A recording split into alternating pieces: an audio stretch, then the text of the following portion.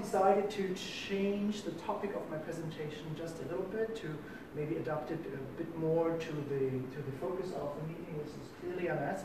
And what I'm trying to do during my presentation is I'd like to give you some insights on how EUROIMMUN develops new tests, especially cell-based assays. And I will also tell you a little story on the side on the role of UFOs in the context of multiple sclerosis. So I hope you're a bit excited.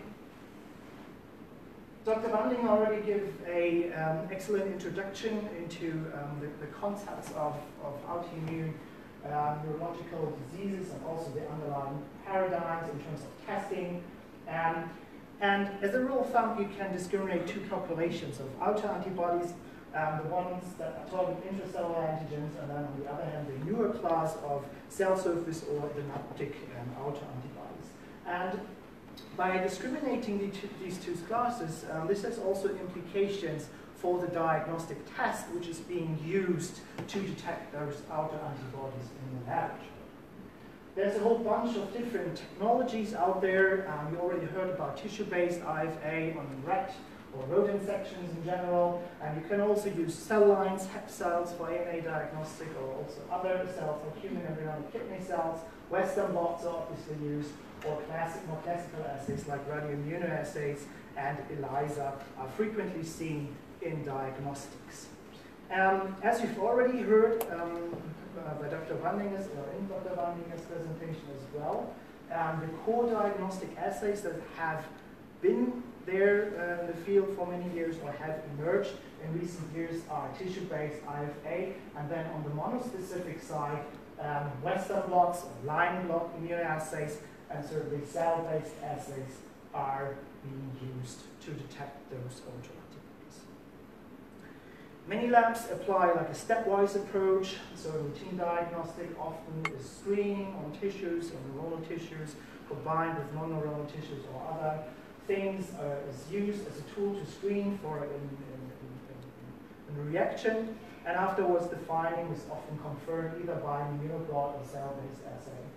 For many of those newer antibodies, we are now moving towards the direct screening or confirmation with cell-based assay. The prime example would be aquaporin 4, where it's shown now in the literature by many studies that cell-based assays are the superior tool to detect those autoantibodies if used correctly.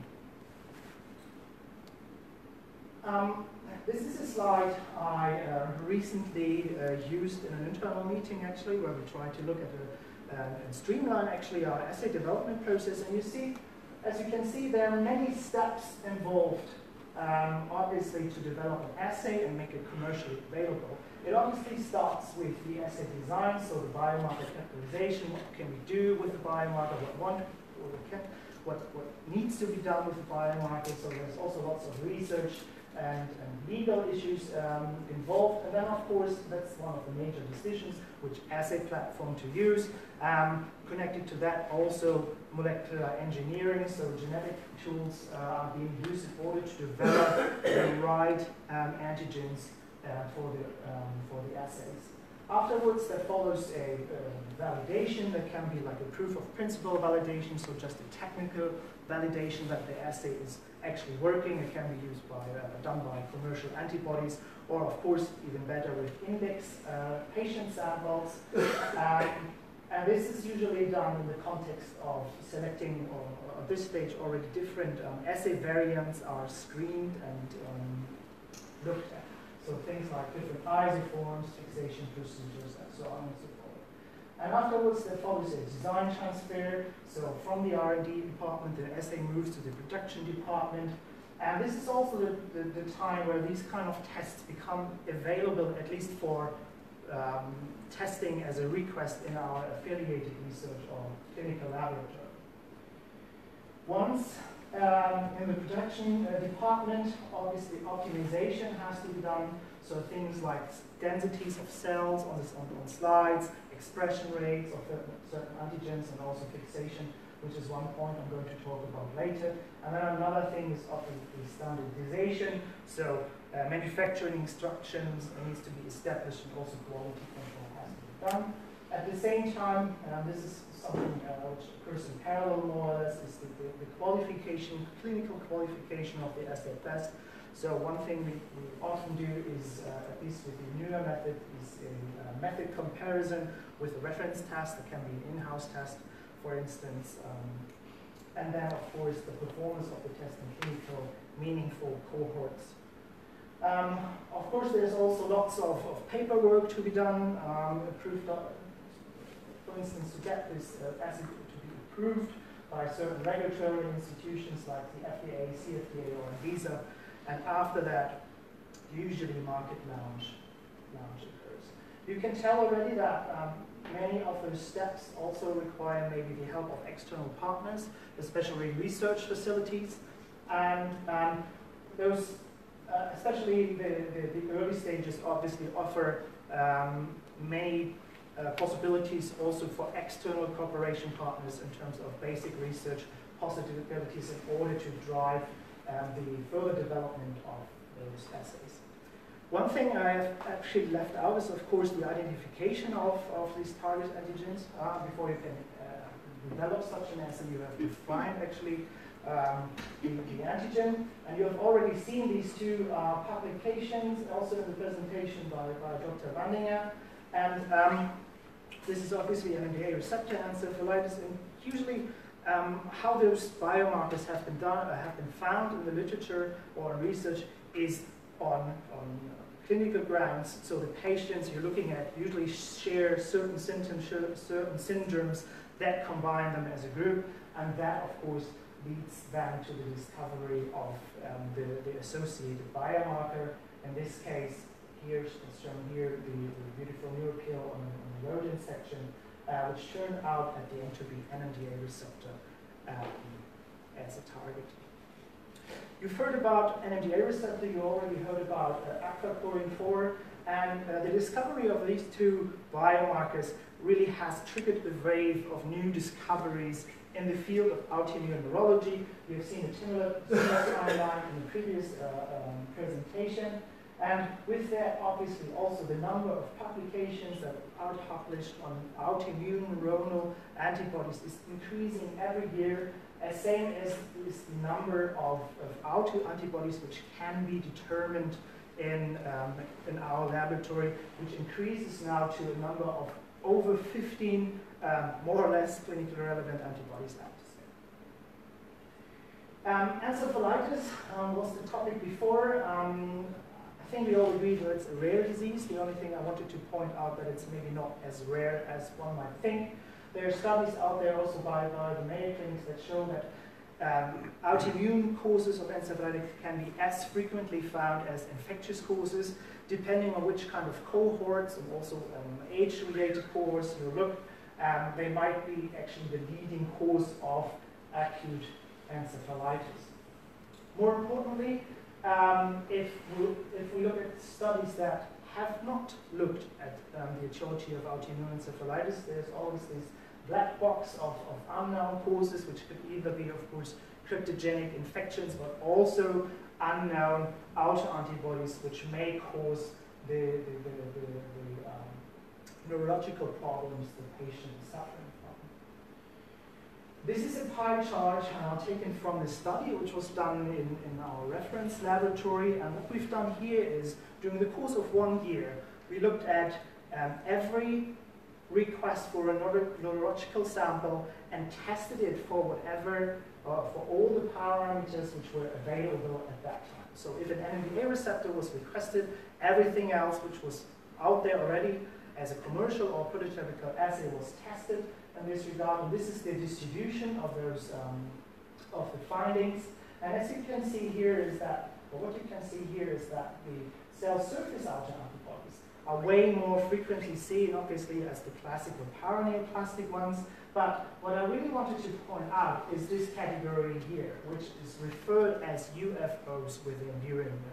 And what is UFO? UFO pretty much defines an unknown fluorescent object. So what it is actually, it's a specific staining pattern on neurologic tissue for which no monospecific test is available, or which cannot be detected by available monospecific test. If we step back a little bit, what can be done to identify these antibodies? So in the literature you find many examples. For instance, Western blots being used. It has the disadvantage that it's a denaturing method, so only lipid linear epitopes can be seen. Also radioactive methods, so classical immunoprecipitation or immunoprecipitation with radiolabeled toxins has been successfully applied. And there are also a bunch of different libraries that can use protein or peptide libraries, or even expression libraries have been used to identify autoantibodies or its targets in certain cases. All those methods have different drawbacks, obviously, as every methods out there. One of the key things is that those methods are often, or can be denaturing, some of which are a black box principle, so you put something in but you really don't know what's coming out. They are often have equivocal outcome and are statistically unfavorable. That especially applies to those huge peptide arrays which are now out there, which has like tons, thousands to millions of single peptides that can be used, and of course those peptides don't resemble the actual protein. So it's a real problem.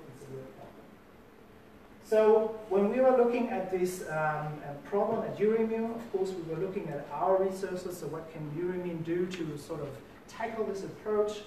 And I've already told you that we're looking at those unknown fluorescent objects, so we start with the tissue staining, which is somehow characteristic, and it tells you already that there is an antibody, right? As we have already learned in the previous presentations, there is an antibody out there, and with the staining pattern you see here, we have actually proved. On the same time, we can also use this tissue as a matrix, sort of, to enrich the antibody, right? That's what we do in classical immunofluorescence. We enrich for a certain antibody that binds to a target, we apply some washing, and then we can visualize it with a secondary antibody. In this case here, we use different secondary antibodies that are coupled to paramagnetic beads. So once we have incubated our brain sections with the patient's serum, we apply some washing steps, and then afterwards the tissue is lysed from the slides. So we sort of apply like detergents or soap, if you want to say it like that, to disrupt the tissue structure. And then, again, we can use this magnet as a tool to pull out the immunocomplexes, apply some further washing, and then we disrupt those immunocomplexes, can resolve them by size on a gel, and afterwards those single bands are cut subjected to mass spectrometry. And that's how EUROIMMUN has successfully identified many UFO candidates. Here you can see an example.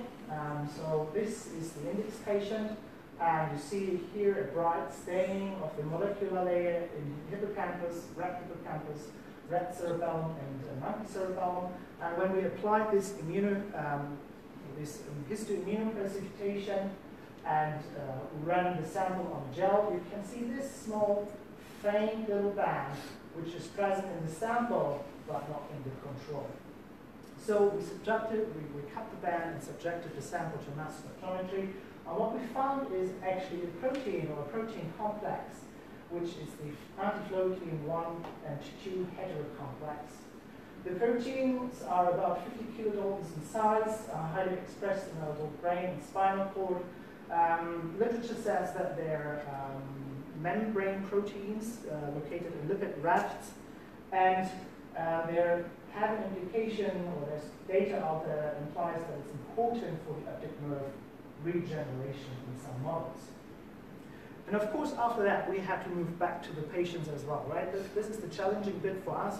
So we contact the senders of those samples and try to sort of pull the clinical data. And what we find out is that these floatilene antibodies occur in a small fraction of patients with multiple sclerosis.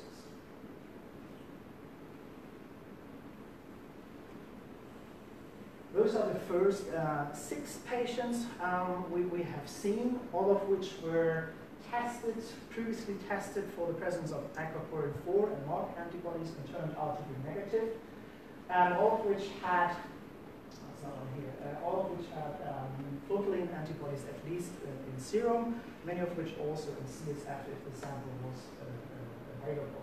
As you can see then, all of them had the diagnosis of multiple sclerosis as being made on the grounds of the McDonald criteria of 2010, I believe.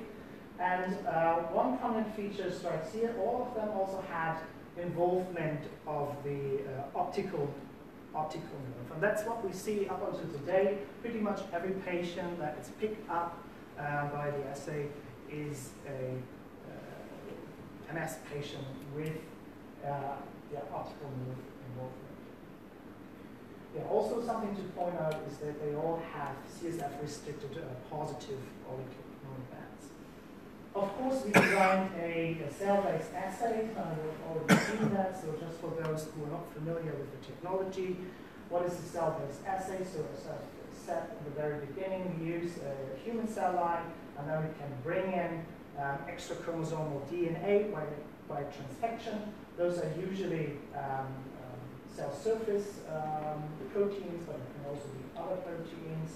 Those proteins are expressed by the cell, and when incubated with a sample, serum or CSF, antibodies are present against this target. Antibodies will bind, and this binding can then be visualized by a secondary antibody, usually a fluorescent antibody, either by microscopy or also by flow cytometry.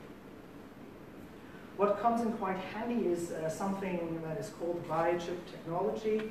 So this is something unique to EUROIMMUN. What we can do, we can put different substrates on copper glasses. This can either be tissue, antigen dots, but also cells, like these recombinant cell-based assays.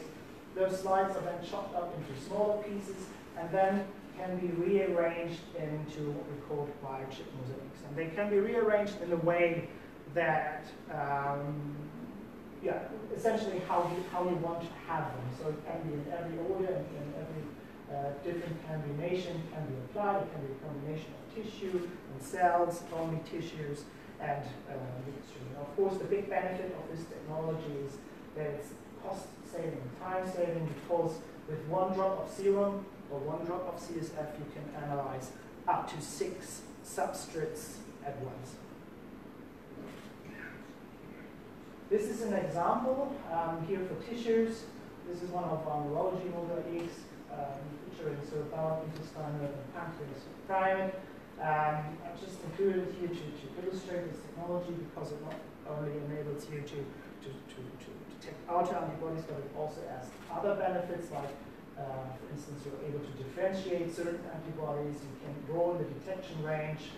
Here is exemplified by the plant nerve, and you can also use it to exclude the presence of, for instance, systemic antibodies. Another example would be the autoimmune neurological mosaic 6. So this is now a biochip mosaic which is solely composed of cell-based assays that are used to detect antibodies that occur in different forms of limbic encephalitis. And one example you already have seen is NMDA receptor and the transfected cells. So this is an image of the transfected cells. They have quite a typical staining pattern. So to me, it usually looks like paint drops on canvas. That's how I describe it. And with this test, you can obviously test serum and CSF samples. That's all I do. One thing which occurs quite often in the literature, and we often receive question is, why is EUROIMMUN relying on fixation? Right? The answer is quite simple. We cannot work or ship living cells around the world, and therefore we have to stabilize those cells on the slide somehow. That's where fixation comes in. It also obviously helps us to standardize this further. But first, what do I mean actually by fixation? We have different protocols in place. There's a formalin-based protocol, which is usually used if we're looking at surface structures.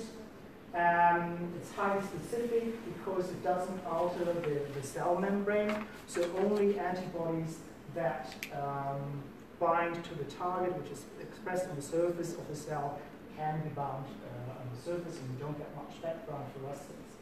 The drawback is that due to this formalin treatment, the epitope might be changed, and so we have to come up with an alternative at one point, which is acetone treatment.